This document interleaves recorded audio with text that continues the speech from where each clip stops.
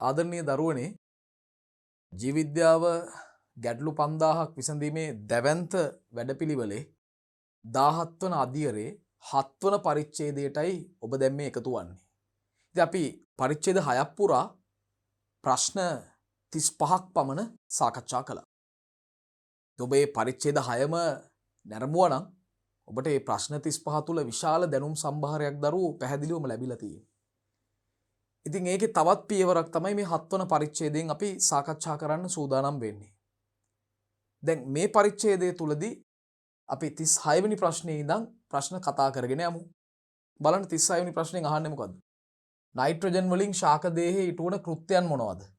Nitrogen වලින් ශාක දේහයේ ඉටුවන කෘත්‍යයන්. මේ ප්‍රශ්නේ මම උපුටා ගත්තේ ශාක ආකාරය සහ ක්‍රියාකාරීත්වය කියන 4 වන පාඩමේ මූලද්‍රව්‍ය අවශෝෂණය වන ස්වරූපේ ඒවායේ කාර්යභාරයන් සහ ඌනතා ලක්ෂණ ගැන කියවෙන වගුව ඇසුරින් තමයි මේ ප්‍රශ්නේ ඔබට මම ඉදිරිපත් කරන්නේ. ඉතින් මෙවැනි ප්‍රශ්න විශේෂයෙන්ම බහුවර්ණ වලට එන්න ලොකු ඉඩක් තියෙනවා MCQ වලට. ඒ නිසා ඒවත් බලන්න ඕනේ. දැන් නයිට්‍රජන් වලින් ශාක දේහයේ ඉටුවන කෘත්‍යයන් මොනවද දරුවෝ? පළවෙනි එක අපිට කියන්න පුළුවන් ප්‍රෝටීන වල සංඝටකයක් ලෙස නයිට්‍රජන් ඉන්නවනේ. නියස්ටික අම්ල වල සංඝටකයක් ලෙස නයිට්‍රජන් ඉන්නවා. ඒ අනුව නියුක්ලියෝටයිඩ වල සංඝටකයක් විදිහට නයිට්‍රජන් ඉන්නවා. ඇමයිනෝ අම්ල වල සංඝටකයක් විදිහට නයිට්‍රජන් ඉන්නවා. ඔන්න ඔය කාරණා අපිට කියන්න පුළුවන්. බලන්න.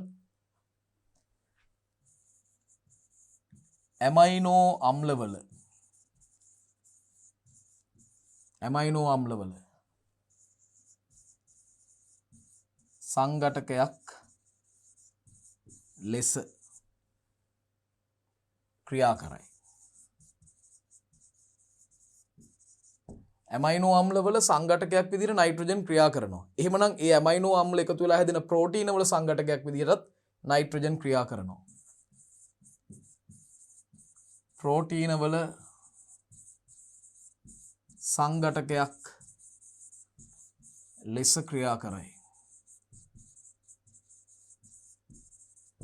ප්‍රෝටීන වල සංඝටකයක් විදිහට ක්‍රියා කරනවා. හරි? ප්‍රෝටීන වල සංඝටකයක් විදිහට ක්‍රියා කරනවා. ඊළඟට ඇයි එන්සයිම් වල සංඝටකයක් විදිහට නයිට්‍රජන් ඉන්නවා. මොකද බොහෝ එන්සයිම් ප්‍රෝටීනනේ. ඒ නිසා එන්සයිම් වලත් සංඝටකයක් විදිහට නයිට්‍රජන් ක්‍රියා කරනවා.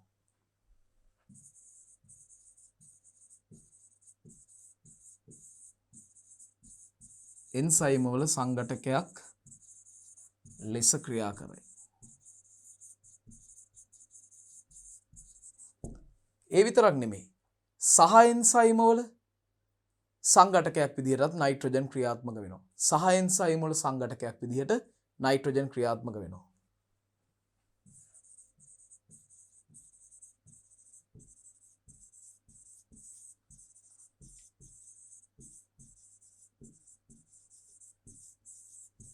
සහ එන්සයිම් වල සංඝටකයක් ලෙස ක්‍රියා කරයි.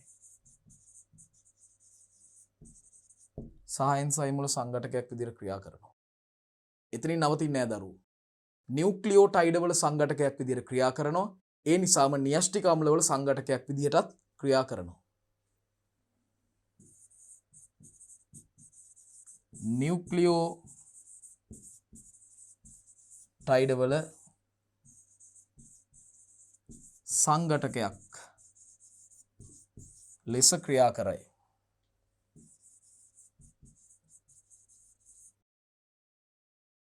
නියස්ටික අම්ලවල සංඝටකයක් ලෙස ක්‍රියා කරයි.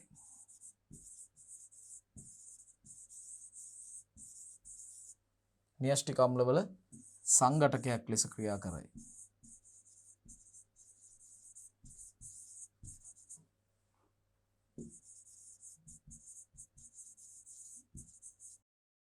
ඒ වගේම ක්ලෝරොෆිල් නැත්නම් හරිතප්‍රදවල සංඝටකයක් විදිහට ක්‍රියා කරනවා. හරිතප්‍රදවලත් නයිට්‍රජන් අඩංගු වෙනවා.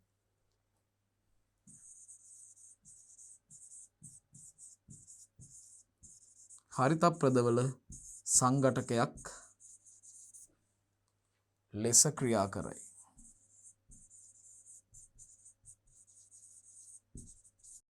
හරිතප්‍රදවල සංඝටකයක් විදිහට ක්‍රියා කරනවා. පැහැදිලිද? හරි. එනු දරුවනේ නයිට්‍රජන් වලින් ශාක දේහය තුළ ඉටුවන කෘත්‍යයන් විදිහට අපිට මෙන්න මේ කාර්යයන් දක්වන්න ඉදිරිපත් කරන්න පුළුවන්. අපි යමු ඊළඟ ප්‍රශ්නෙට. 37 වෙනි ප්‍රශ්නේ බලමු මොකක්ද අපිට කතා කරන්න තියෙන්නේ. ඔන්න දරුවනේ වර්ෂ කීපයකදීම උසස් පෙළ ජීව විද්‍යා විභාග ප්‍රශ්න පත්‍රයේ විශේෂයෙන්ම අවස්ථා දෙකකදීම කෙටි සටහන් ලියන්න ආපු බොහෝ වෙලාවට පාසල්වල වාර විභාගවලට අහන සමහර වෙලාවට රචනා ප්‍රශ්නයක් විදිහට අහන කොටසකටයි මම එකතු වෙන්නේ ඔබව එකතු කරන්නේ.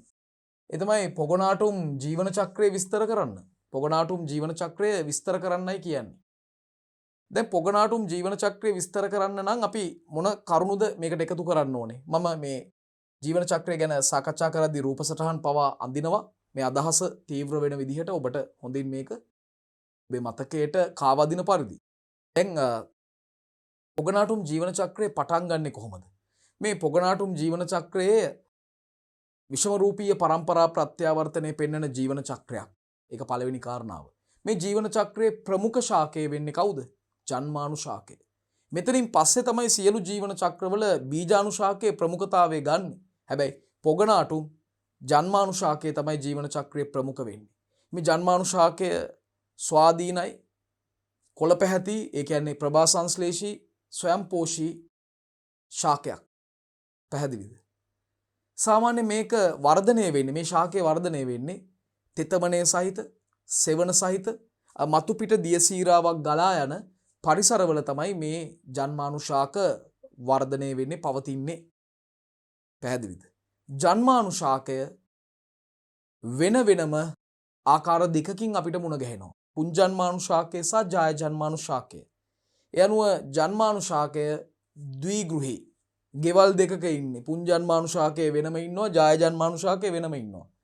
ද්විගෘහී කියන්නේ ඒක ලිංගිකයි. එක ශාකයක එක ලිංගික පද්ධතියයි තියෙන්නේ. පුංජන්මානු ශාකයේ පුරුෂ ලිංගික පද්ධතිය තියෙනවා. ජායජන්මානු ශාකයේ ස්ත්‍රී ලිංගික පද්ධතිය තියෙනවා. ඒ ඔන්න ඔය මූලික කාරණා ටික ඉස්සෙල්ලා අපි ඉස්මතු කරන්න ඕනේ. පැහැදිලිද? කරුණු ලියන ගමන්ම නැවත නැවතත් අපි කතා කරලා මේ දේවල් ටික පාඩම් කරගමු. මේ පරිච්ඡේදය තුලත් මේ ප්‍රශ්න හොඳින් අසාගෙන හිටියොත් ඔබට හොඳට කරුණු අවබෝධ වෙනවා. ඒ වගේම මේ ටික පාඩම් කරගන්න අපිට පුළුවන්. හොඳයි? හරි. බලන්න.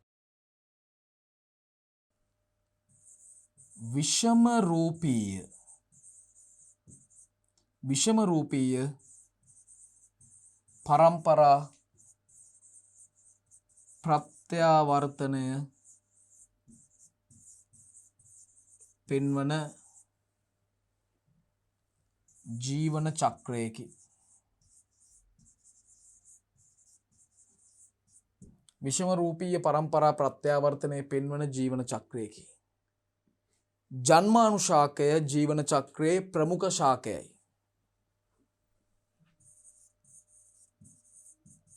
ජන්මානු ශාකය ජීවන චක්‍රයේ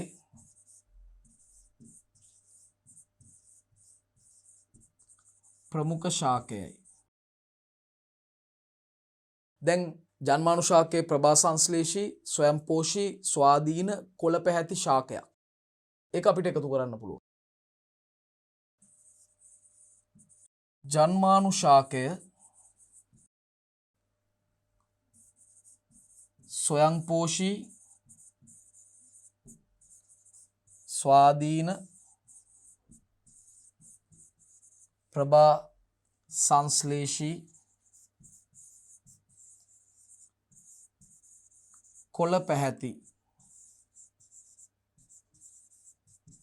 කොළ පැහැති.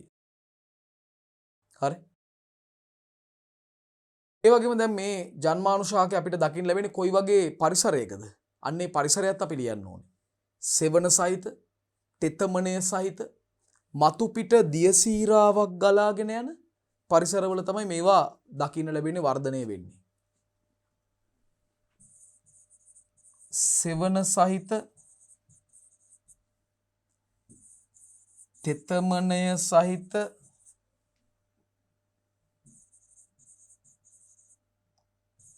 මතු පිට දියසීරාවක් ගලා යන පරිසරවල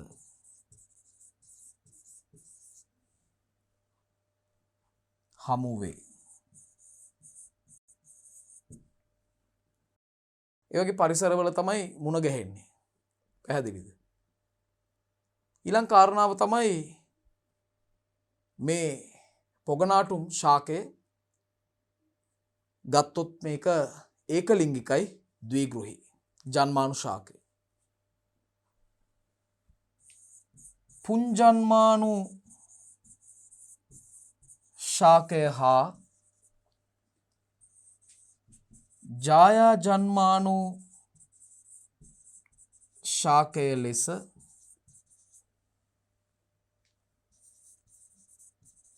ජන්මානු ශාක දෙවර්ගයක් ඇත. මේ නිසා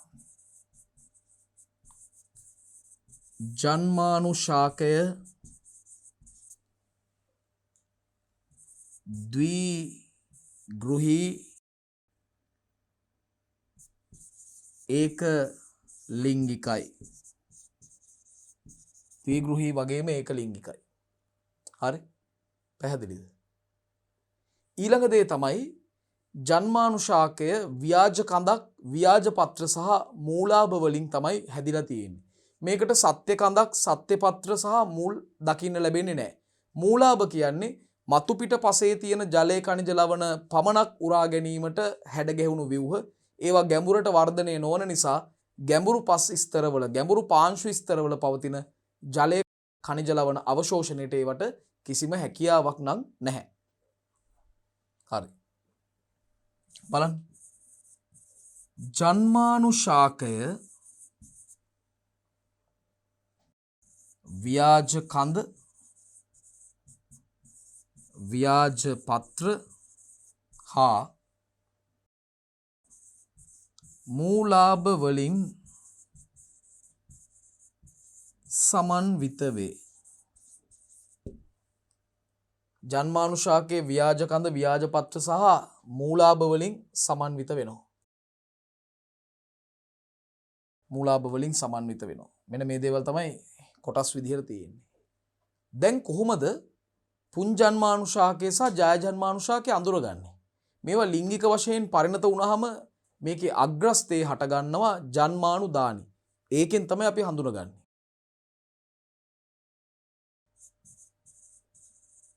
පුංජන්මානු ශාකය පරිණත වූ විට එහි අග්‍රස්තයේ ගදා හැඩති.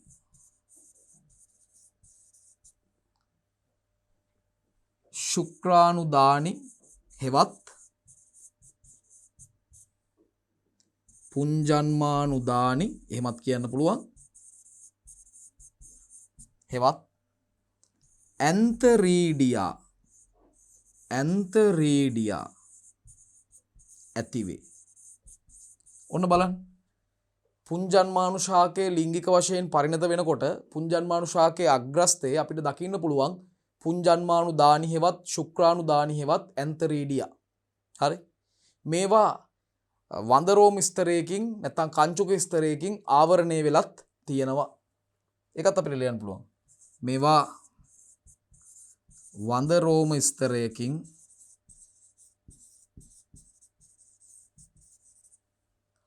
ආවරණය වී පවතී.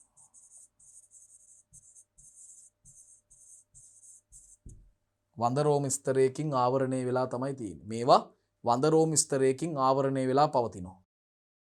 දැන් මේ විදිහටම මේ පරිද්දෙන්ම ජයජන්මානු ශාකයත් පරිණත වුණාම එයාගේ අග්‍රස්තේ අපිට දකින්න පුළුවන් ජායා ජන්මානු දානි හෙවත් අණ්ඩානු දානි හෙවත් ආකිගෝනියා දකින්න පුළුවන්. අපි ඒකත් ලියමු. ජායා ජන්මානු ශාකය පරිණත වූ පසු එහි අග්‍රස්තයේ ජායා ජන්මානු දානි හෙවත් අණ්ඩානුදානි හෙවත්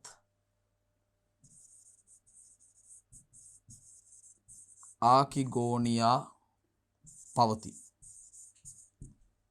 ඔන්න තියෙන දේවල්. දැන් ඒවත් මේවාද වඳ රෝම ස්තරයකින්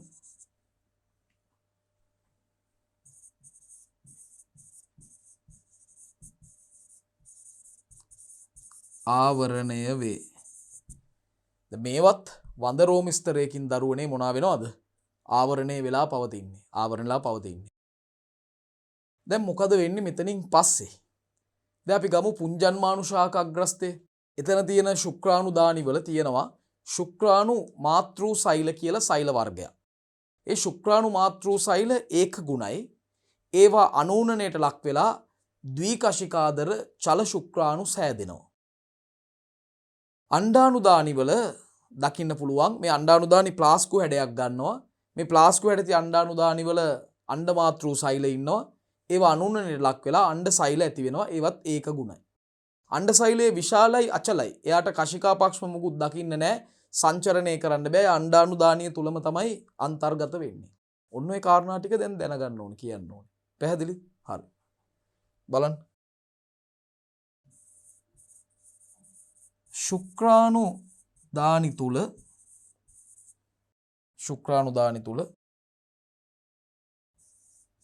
ශුක්‍රාණු මාතෘ සෛල පවතී. ශුක්‍රාණු දානි තුල ශුක්‍රාණු මාතෘ සෛල පවතී. මේවා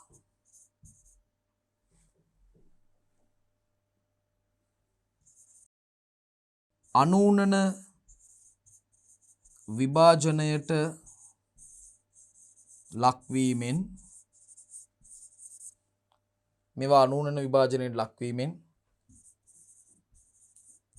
ඒක ගුණ ද්විකශිකාදර චල ශුක්‍රාණු ඇතිවේ.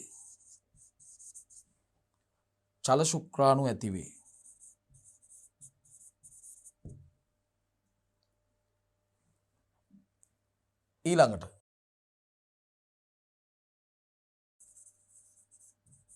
අණ්ඩානු දානි තුලද අණ්ඩ මාතෘ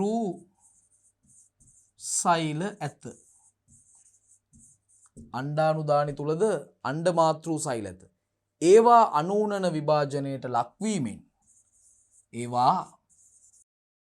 අනූනන විභාජනයට ලක්වීමෙන්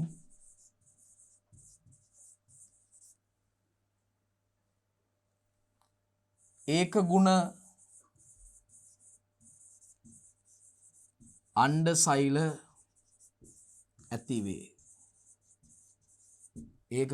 සෛල ඇතිවේ. පැහැදිලිද?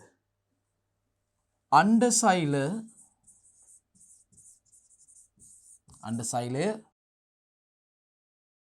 විශාලයි. ඒ වගේම යට චලනය වෙන්න බෑ, අචලයි. ඒ අණ්ඩානුදානිය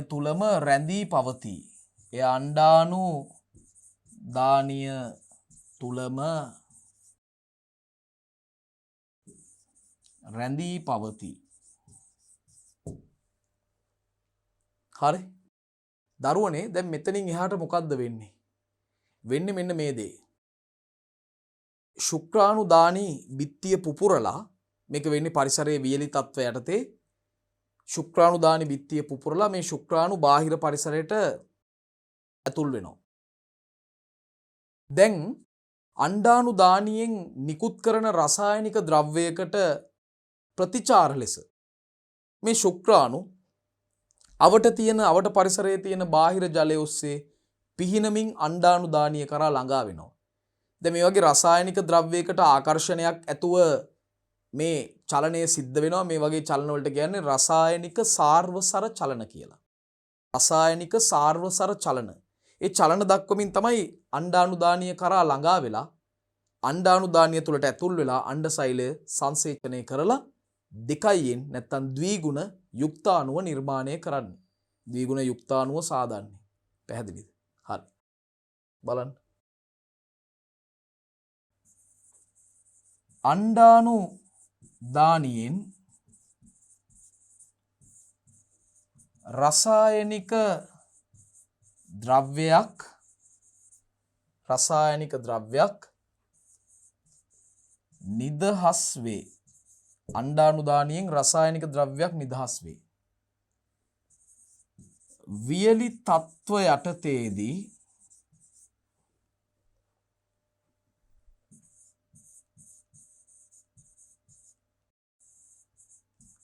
ශුක්‍රාණුදානි පුපුරා ද්විකශිකාදර චල ශුක්‍රාණු බාහිරයට පැමිණේ.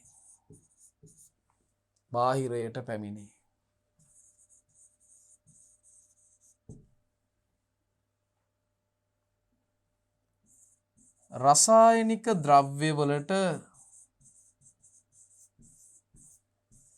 ප්‍රතිචාර ලෙස එම ශුක්‍රාණු බාහිර පරිසර ජලය ඔස්සේ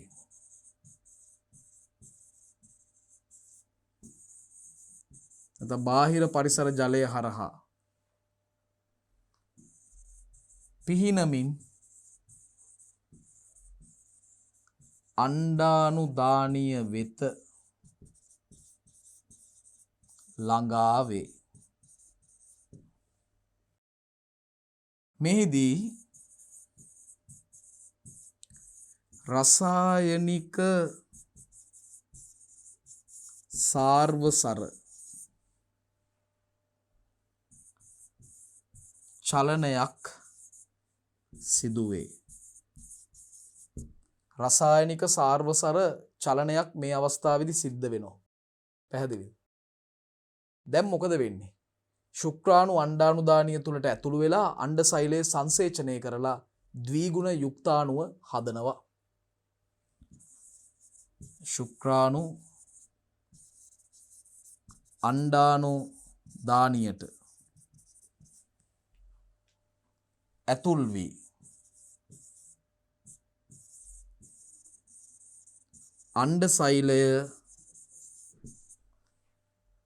සංසේචනය කරමින්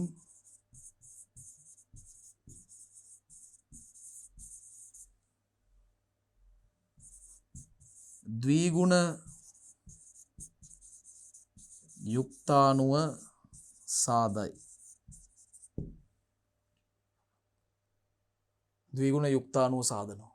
දරුවනේ යුක්තාණුව අණ්ඩානුදානීය තුලදිමයි කලලයක් බවට විකසනය වෙන්නේ. මෙම යුක්තාණුව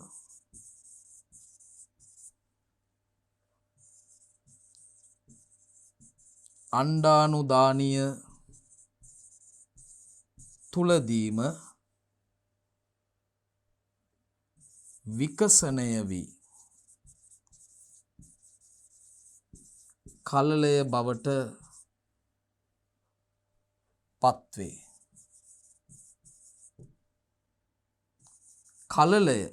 ඔය කලලය තවදුරටත් විකසනය වෙලා බීජාණු ශාකයක් තමයි නිර්මාණය වෙන්නේ. කලලය තවදුරටත්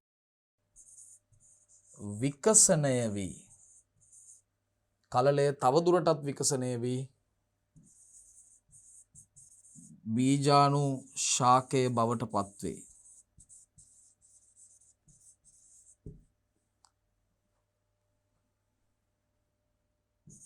යුක්තාණුව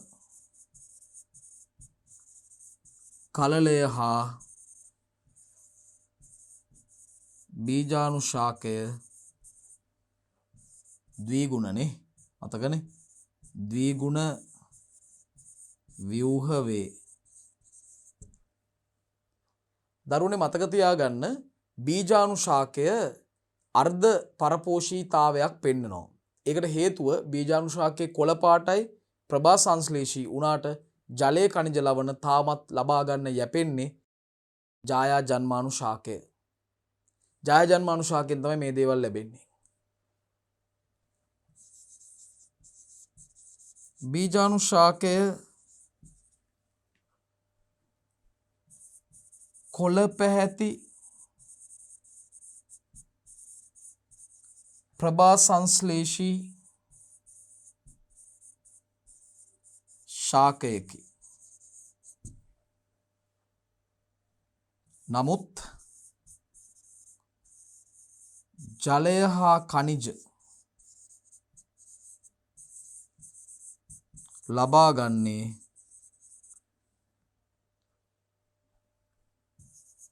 ජායා ජන්මාණු ශාකයෙනි. මේ නිසා අපිට කියන්න පුළුවන් බීජාණු ශාකය අර්ධ ස්වාධීනයි. පූර්ණ ස්වාධීන නෙමෙයි. නැත්නම් අර්ධ පරපෝෂී කියන්න පුළුවන්. මේ නිසා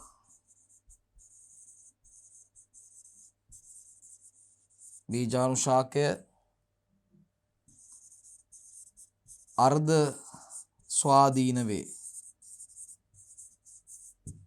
බීජාණු ශාකය අර්ධ ස්වාධීනයි කියලයි අපිට හඳුන්වන්නට වෙන්නේ. පැහැදිලිද? හරි. ඉතින් තවත් මේ රචනාව තුළ මේ ප්‍රශ්නය තුළ අපිට විස්තර කරන්නට තියෙනවා. අපි ඊළඟ පිටුවට යමු බීජාණු ශාකය ගැන කියන්න. බලන්න මොනවද අපිට කියන්න තියෙන්නේ. දරුවනේ බීජාණු ශාකය කොටස් තුනකින් සමන්විතයි. ඒ තමයි පාදය, තන්ත්‍රය, ස්පෝටිකාව. මේ පාදයෙන් තමයි අණ්ඩාණු දානියට නැත්නම් ජායා ජන්මාණු ශාකයට සම්බන්ධ වෙලා ඉන්නේ. ස්පෝටිකාව තුළ බීජාණු දානි අන්තර්ගත වෙනවා. ඇත්තටම ස්පෝටිකාව කියන්නේ බීජාණු දානියක්. ඒක ඇතුලේ බීජාණු මාතෘ සෛල ද්විගුණ බීජාණු මාතෘ සෛල පවතිනවා. හරි. බලන්න. බීජාණු ශාකය කොටස් තුනකින් සමන්විත වේ. එනම් පාදය, තන්ත්‍රය හා ස්පෝටිකාවයි. පාදය, තන්ත්‍රය සහ ස්පෝටිකාවයි. පාදය අණ්ඩාණු දානියට සවිවි එයින් ජලය හා පෝෂක ලබා ගනී.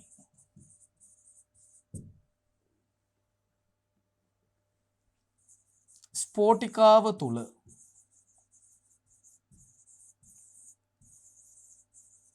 බීජාණු දානි පවතී.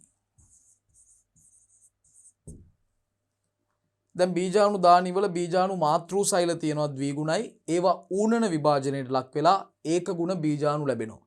මේ බීජාණු සියල්ලක්ම රූපීයව සමානයි, එක හා සමානයි. ඒ නිසා අපි කියනවා මේවා සම බීජාණු කියලා. මෙහෙම සම බීජාණු නිපදවීමේ හැකියාව අපි හඳුනනවා සම බීජාණුකතාවය කියලා. සම බීජාණුකතාවය. බීජාණු දානි තුල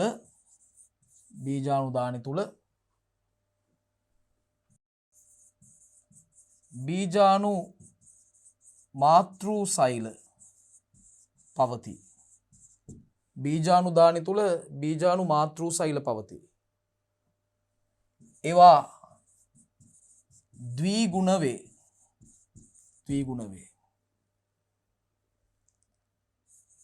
එම ද්විගුණ බීජාණු මාතෘ සෛල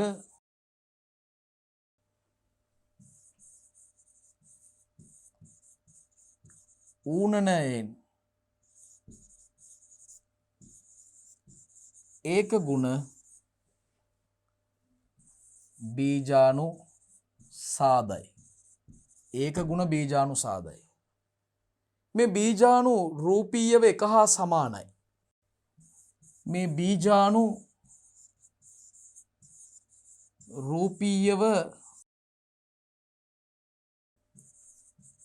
එක හා සමාන බැවින් සමබීජාණු වේ. සමබීජාණු වේ.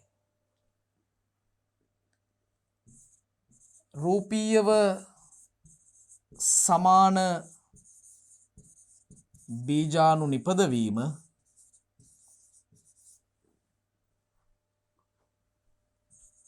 සමබීජාණුකතාවයයි.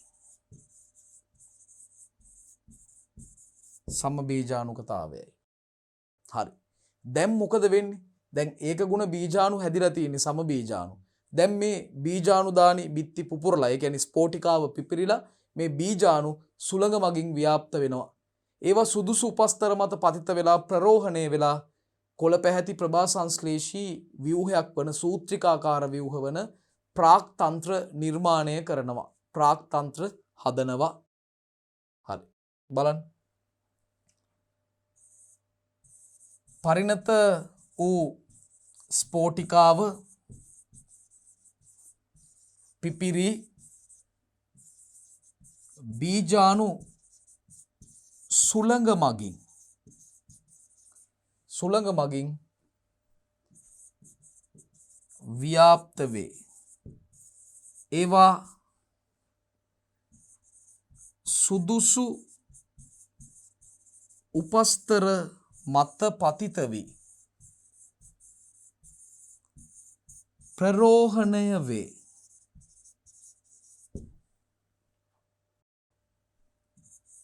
එහි ප්‍රතිඵලයක් ලෙස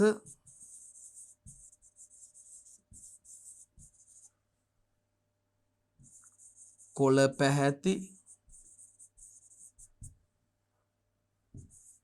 ප්‍රභා සංශ්ලේෂී සූත්‍රිකාකාර ව්‍යුහවන ප්‍රාක්තන්ත්‍ර ඇතිවේ. මේවට කියන්නේ ප්‍රාක්තන්ත්‍ර කියලා. ප්‍රාක්තන්ත්‍ර ඇතිවේ. දරුවනේ මේ ප්‍රාක්තන්ත්‍ර ආකාර දෙකක් තියෙනවා. පුං ප්‍රාක්තන්ත්‍ර සහ ජායා ප්‍රාක්තන්ත්‍ර කියලා. ආකාර දෙකක් තියෙනවා.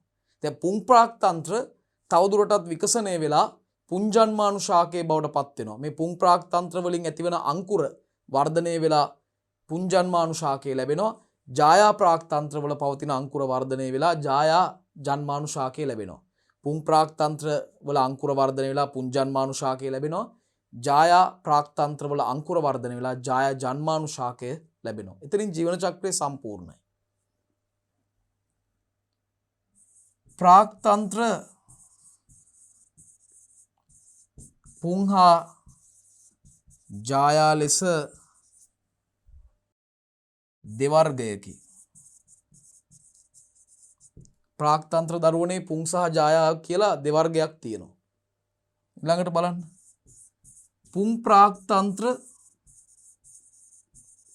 වලින් අංකුර ඇති වී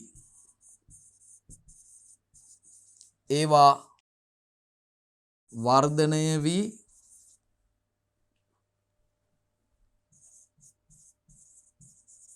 පුංජන්මානු ශාකයත් ජායා ප්‍රාක්තන්ත්‍ර වලින් අංකුර ඇති වී ඒවා වර්ධනය වී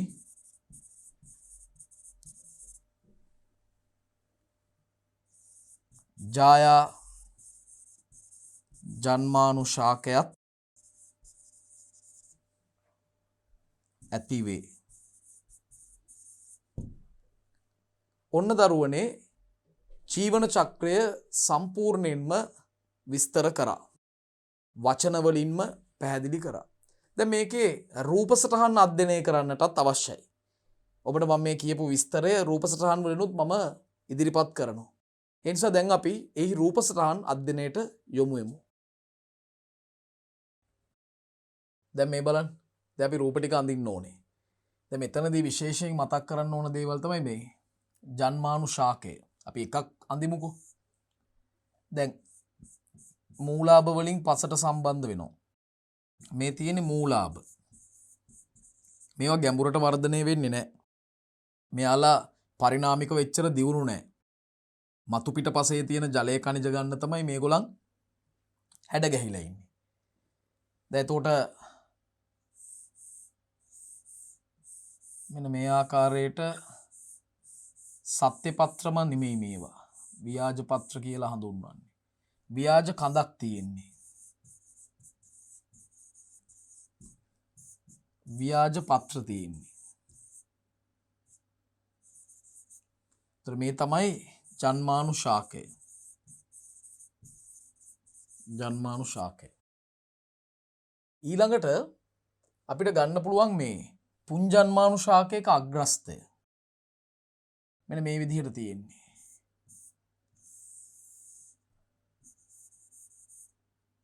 මේ තියෙන්නේ පුංජන්මානුශාකයක අග්‍රස්තය.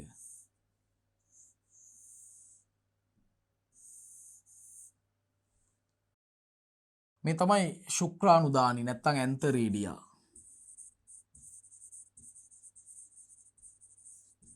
ඇන්තරීඩියා. ඒවා ඇතුලේ තියෙනවා ශුක්‍රාණු මාතෘ සෛල. ඒවා පස්සේ අනුන්න විභාජනයට ලක් වෙලා තමයි මේ ද්විකශිකාදර චල ශුක්‍රාණු නිර්මාණය වෙන්නේ. දැන් මේවට ආරක්ෂාවක් දෙන්න තමයි අර වඳ රෝම තියෙන්නේ. බහුසෛලික වඳ රෝම ස්තරයක් තියෙනවා. විශේෂයෙන්ම වියලීමෙන් ආරක්ෂා කරන්න තමයි මේ වඳ රෝම ස්තරේ පිහිටලා තියෙන්නේ. බහුසෛලික වඳ රෝම ස්තරයක් තියෙනවා. ඒතර මේ තියෙන්නේ පුංජන්මානුශාකයක අග්‍රස්තය. පරිණත පුංජන්මානුශාකයක අග්‍රස්තය.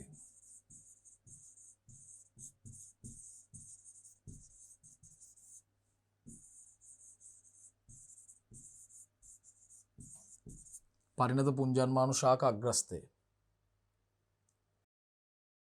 ඒ වගේම මේ තියෙන්නේ ප්ලාස්කු හැඩති අණ්ඩානුදානි. මේ තියෙන අණ්ඩානුදානි නැත්නම් ආකිගෝනියා.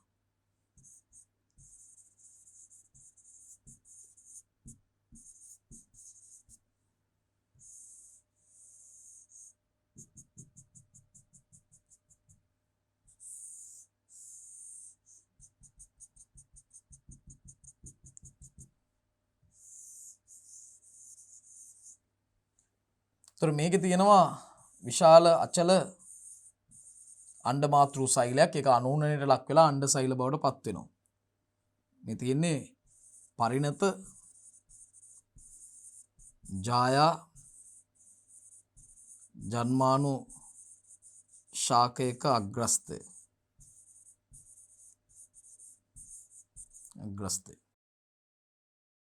දැන් අපි බලමු මේ වගේ අණ්ඩානුදානියක් තියෙනවා.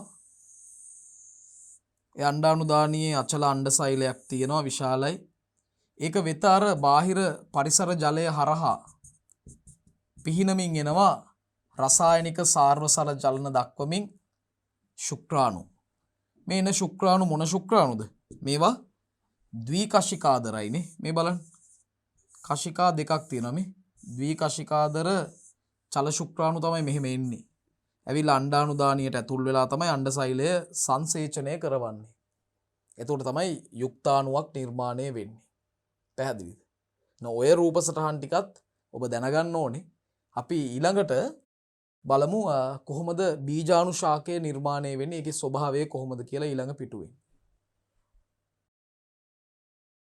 දැන් අපි බීජාණුශාකයට මොකද්ද වෙන්නේ, මොකද්ද මේකේ ක්‍රියාවලිය කියලා බලමුකෝ. දැන් මෙහෙමනේ වෙන්නේ. මේ බලන්න. දැන් මේ තියෙන්නේ අණ්ඩානුදානියනේ. ප්ලාස්කු වැඩදී අණ්ඩානුදානිය. දැන් ජාය ජන්මානුශාකයේ අග්‍රස්තය තමයි මේ තියෙන්නේ. එතකොට මේක ඇතුළේනේ හටගන්නේ බීජාණු ශාකේ. බීජාණු ශාකේ කොටස් 3කින් සමන්විතයිනේ. මෙන්න පාදය කියන කොටස. පාදය. එකෙන් සිහින් නාලයක් ඇති වෙනවා. ඒකට තමයි තන්ත්‍රය කියන්නේ. මේක පාදය. මේක තන්ත්‍රය. ඒක ඇති වෙනවා ඉහලින් මෙන්න මේ වගේ ව්‍යුහයක්. මේක තමයි ස්පෝටිකාව.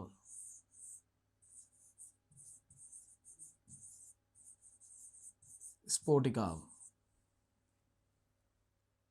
හරි. දැන් මේ ස්පෝටිකාව ඇතුලේ දකින්න ලැබෙනවා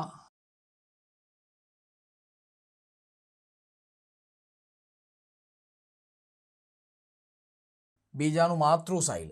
ඒවා ඌනනේ වෙලා තමයි බීජාණු හැදෙන්නේ. ඒතර මේ හැදෙන බීජාණු රූපීයව සමාන නිසා අපි කියනවා ඒවට සම බීජාණු කියලා. සම බීජාණු. පස්සේ දරුවනේ මේ ස්පෝටිකාව විවෘත වෙලා මේ සම බීජාණු බාහිර පරිසරයට එකතු වෙනවා. ඔන්න ඒ බීජාණු. පෙනුමින් සමානයි. එක ප්‍රමාණයෙන් අපි අඳිනවා මෙහෙම. මෙන්න සම බීජාණු ඒක ගුණයි. ඔන්න සම බීජාණු. ඒක ගුණයි. දැන් මේ සම බීජාණු සුළඟ මගින් ව්‍යාප්ත වෙලා සුදුසු උපස්තරයක් මත පතිත වෙලා හැදෙනවා මෙන්න මේ වගේ සූත්‍රිකාකාර ව්‍යුහ.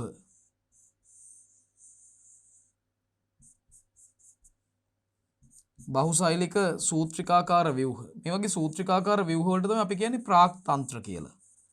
ප්‍රාක්තන්ත්‍ර. මේව වර්ග දෙකක් තියෙනවා.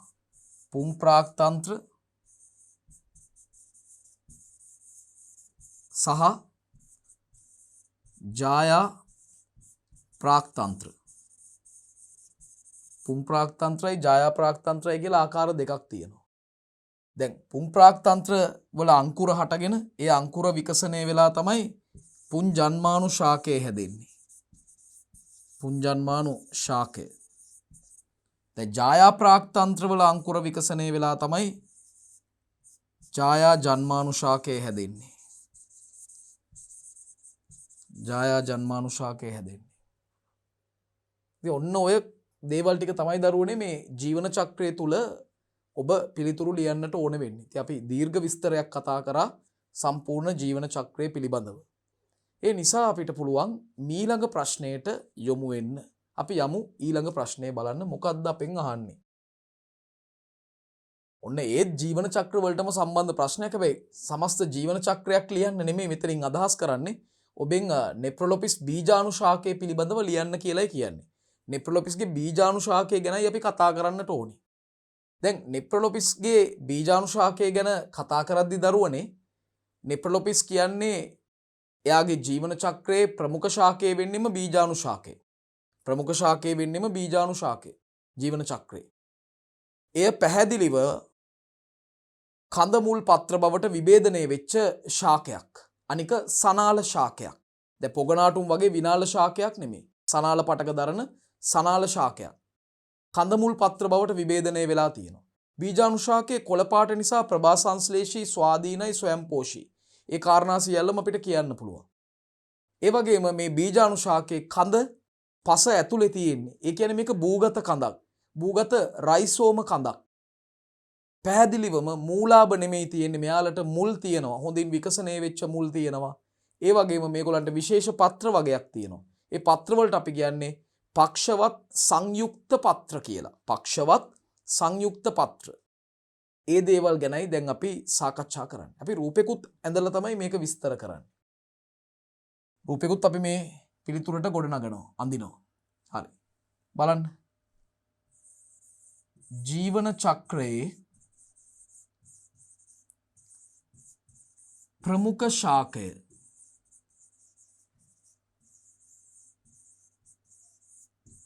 බීජාණු ශාකයයි. ජීවන චක්‍රයේ ප්‍රමුඛ ශාකය තමයි බීජාණු ශාකය. ජීවන චක්‍රයේ ප්‍රමුඛ ශාකය බීජාණු ශාකයයි.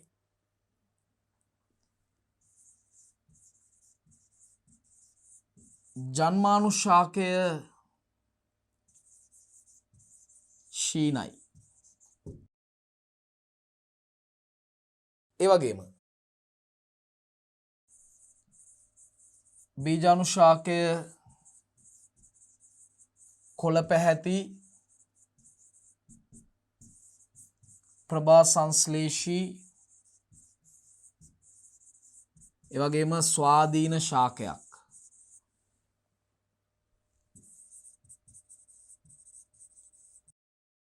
දරුවනේ මේ බීජානුශාකය සනාල පටක දරනවා. සනාල පටක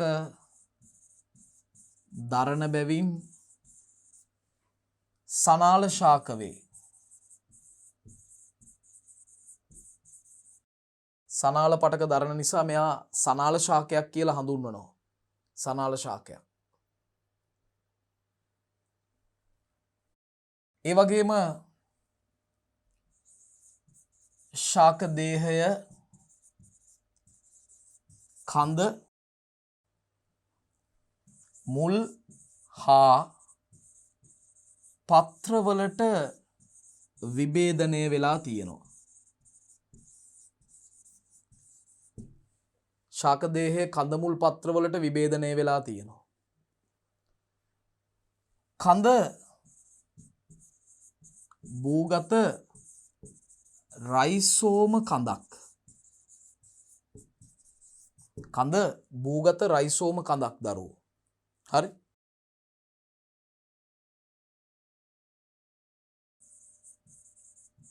පැහැදිලි මූල පද්ධතියක් පවතී.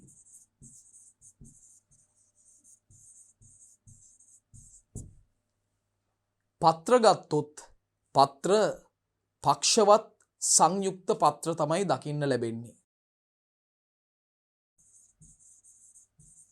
පක්ෂවත් සංයුක්ත පත්‍ර පවතී. පක්ෂවත් සංයුක්ත පත්‍ර පවතිනවා.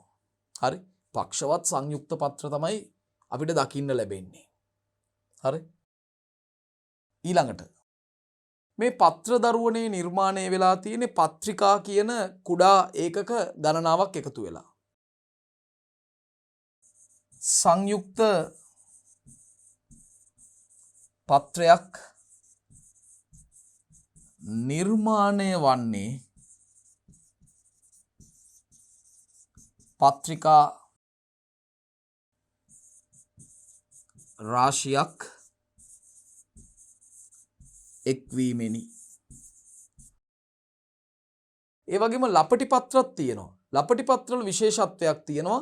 උත්ස්වේදනයට අවශ්‍ය අනුවර්තන තවමත් සම්පූර්ණයෙන්ම ඇති වෙලා නැති නිසා මේ ලපටි පත්‍ර පුළුවන් තරම් හිරු රැස් වලින් ආවරණය වෙන්න දඟර ගැසිලා ඉන්නවා. අපි මේකට කියනවා කුණ්ඩලාකරණය කියලා. කුණ්ඩලාකාර ප්‍රාක් පත්‍රණය නැත්නම් කුණ්ඩලාකාර ලපටි පත්‍ර විදිහටයි දකින්න ලැබෙන්නේ. පැහැදිලිද? ලපටි පත්‍රවල උත්ස්වේදනය අවම කිරීමේ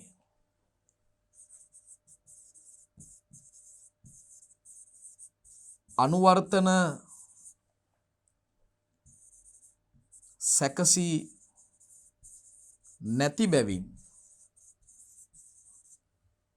ලපටි පත්‍රවල උත්ස්වේදනය අවම කිරීමේ අනුවර්තන සැකසී නැති බැවින් ඒවා කුණ්ඩලාකාර ප්‍රාක් පත්‍රණය පෙන්වයි. ඒවා කුණ්ඩලාකාර ප්‍රාක් පත්‍රණය පෙන්වයි.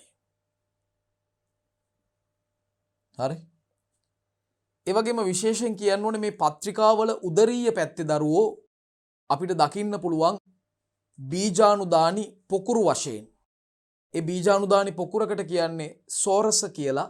ඒ සෝරස වියලීමෙන් ආරක්ෂා වෙන්න කසුව හෙවත් ඉන්දූසියම කියලා ආරක්ෂිත ආවරණයකුත් අපිට දකින්න පුළුවන්. පත්‍රිකාවල උදරීය පැත්තේ බීජානුදානි පොකුරු වශයෙන් පවතී.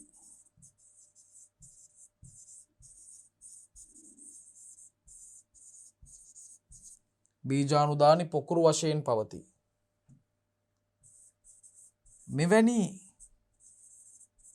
බීජානුදානි පොකුරු සොරස නම් වේ.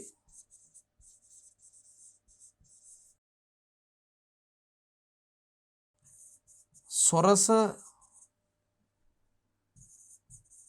හිරුවෙලියෙන් වියලීමෙන් ආරක්ෂා වීම සඳහා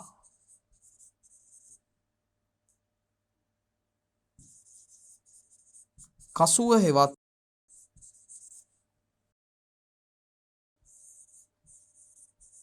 ඉන්දූසියමෙන් වට වී ඇත. කසුව හෙවත් ඉන්දූසියමෙන් වට වී ඇත. ඒ වගේම දරුවනේ මේ නෙප්‍රොලොපිස්ගේ මේ බීජාණුශාකයේ වායව කොටස් උච්චර්මයකින් ආවරණය වෙලා තියෙනවා. ඒතකොට උත්සේදනය අවම කරන්න අනුවර්තනයක් විදිහට මේක පවතිනවා. ඒ වගේම අපිට වායව කොටස් වල වායු හුවමාරුව සඳහා පූටිකා දකින්නත් පුළුවන්. හරි? මෙම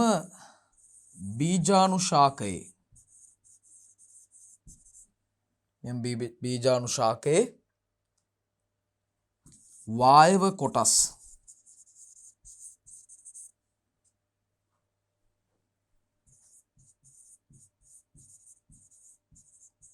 උච්චර්මයකින් ආවරණය වී ඇත. වායව කොටස් වල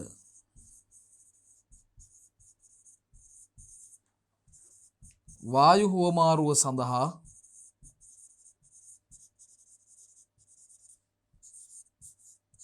පූටිකාද පවතී. වායු හුවමාරුව සඳහා පූටිකාද පවතී. ඒ වගේම මේ රයිසෝම කන්දෙන් පැන නගිනවා භූගත දාවක. හරි? මේ රයිසෝම කන්දෙන් පැන නගිනවා ශාකා විදිහට භූගත දාවක. ඒ වලින් නව පැල හට ගන්නවා කියන එකත් කියන්න ඕනේ. රයිසෝම කන්දෙන් හටගන්නා ශාකාවන භූගත දාවක වලින් නව පැල හටගනී. ඔන්න ඔය කරුණත් කියන්න ඕනේ දරුවෝ. දැන් අපි රූප සටහන් වලට යමු. මේ බලන්න බීජාණුශාකයේ පස තියෙනවා. පස තුල පසට සමාන්තරව තමයි භූගත කඳ වර්ධනය වෙන්නේ. ඒවට තමයි අපි භූගත රයිසෝම කඳන් කියන්නේ. මේ අඳින්නේ එතකොට මුල්. හරි? මෙන්න මූල පද්ධතිය තියෙනවා, මුල් තියෙනවා. මෙන්න භූගත රයිසෝම කඳ. භූගත රයිසෝම කඳ. ඒතර ඒකෙන් ඇති වෙනවා මෙන්න මේ විදිහට පක්ෂවත් සංයුක්ත පත්‍ර. මේ බලන්න මේ පත්‍රයක් නිර්මාණය වෙන්නේ පත්‍රිකා රාශියකින්.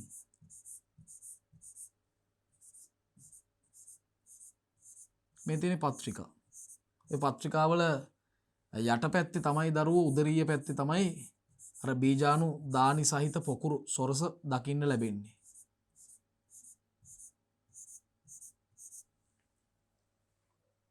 මේ තියෙන්නේ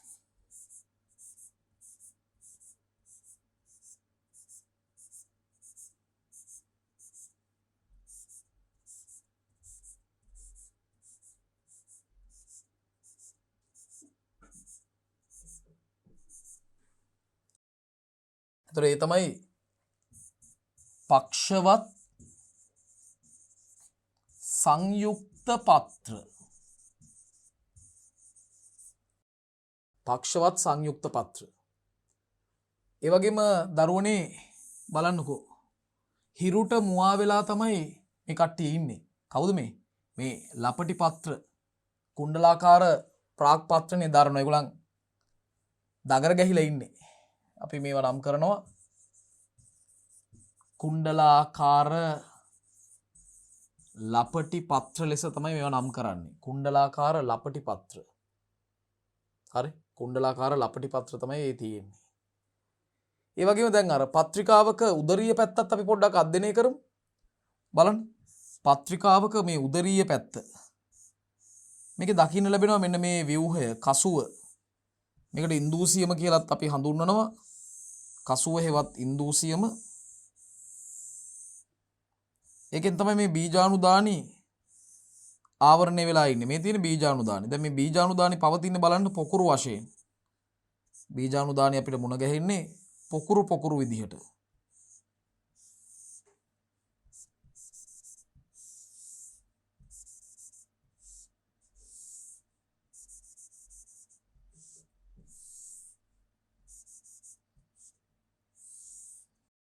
පොකුරු වශයෙන් තමයි තියෙන්නේ. මේ බීජාණුදානි වල බීජාණු මාතෘ සෛල තියෙනවා. ඒවා ඌනණය වෙලා තමයි ඒක ගුණ බීජාණු හැදෙන්නේ. රාශියක් තියෙනවා.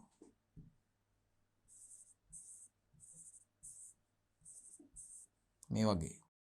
ඒතර මේ සම්පූර්ණ ව්‍යුහයට තමයි මේ සෝරස කියලා හඳුන්වන්නේ. පැහැදිලිද? ඒතර දරුවනේ ඔන්න අපි නෙප්‍රොලොපිස් ජීවන චක්‍රය සම්බන්ධ සියලුම ඒ ජීවන චක්‍රයේ බීජාණු ශාකය හා සම්බන්ධ සියලුම සිද්ධාන්ත මේ කරුණු ඒ වගේම රූපසටහනත් ඇඳලා අවසන් වෙනවා. හරි.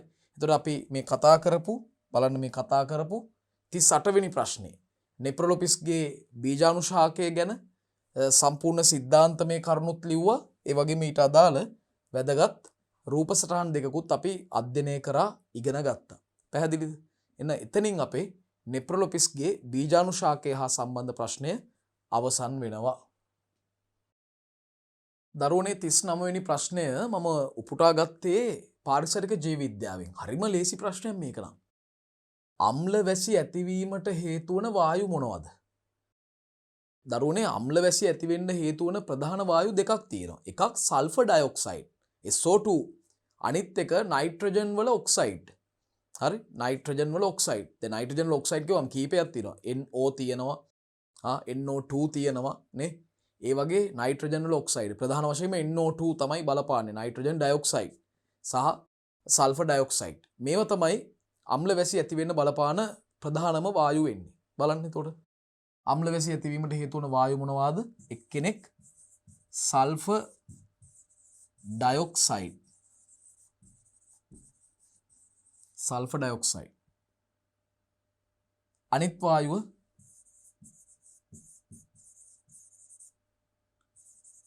නයිට්‍රජන් වල ඔක්සයිඩ්. සල්ෆර් ඩයොක්සයිඩ් සහ නයිට්‍රජන් වල ඔක්සයිඩ්. දැන් ඇත්තටම සල්ෆර් ඩයොක්සයිඩ් ජලයේ දිය වෙලා ලබා දෙනවා සල්ෆියුරික් අම්ලය. Sulphuric අම්ලය H2SO4. ඒ වගේම මේ නයිට්‍රජන් වල ඔක්සයිඩ් මේවා ජලයේ දිය වෙලා ලබා දෙන්නේ ප්‍රධාන වශයෙන්ම නයිට්‍රික් අම්ලය. නයිට්‍රස් අම්ලය සහ නයිට්‍රික් අම්ලය දෙකම ලබා දෙන්න හැකියාවක් තියෙනවා. ඉතින් මෙන්න මේ කරුණු පිළිබඳව ඔබ හොඳින් මතක තියාගන්න ඕනේ, දැන ගන්න ඕනේ. පැහැදිලිද? හරි. එහෙමනම් දරුවනේ 17 වෙනි ප්‍රශ්න පත්‍රයේ 7 වන පරිච්ඡේදයට අදාළ ප්‍රශ්නාවලිය මෙයින් අවසන් වෙනවා. අපි දැන් ඉන්නේ 39 වෙනි ප්‍රශ්නේ. එහෙමනම් අපිට තවත් ප්‍රශ්න 11ක් තියෙනවා මේ ප්‍රශ්න පත්‍රය අවසන් කරන්න. ඒ ප්‍රශ්න 11 අපි 8 වන පරිච්ඡේදය තුලින් සම්පූර්ණ කිරීමටයි බලාපොරොත්තු වෙන්නේ. ඒතර ඔබ පරිච්ඡේද 8කින් පුළුල් දැනුමක් යුක්තව මේ 17 වෙනි ප්‍රශ්න පත්‍රය සම්පූර්ණ කරගන්නට පුළුවන්. එහෙමනම් අපි 8 වෙනි පරිච්ඡේදයෙන් නැවත මුණ ගැහෙමු. 17 වෙනි ප්‍රශ්න පත්‍රයේ අවසානම ප්‍රශ්න 11 කතා කරමු. එතෙක් ඔබට සුබ දවසක්.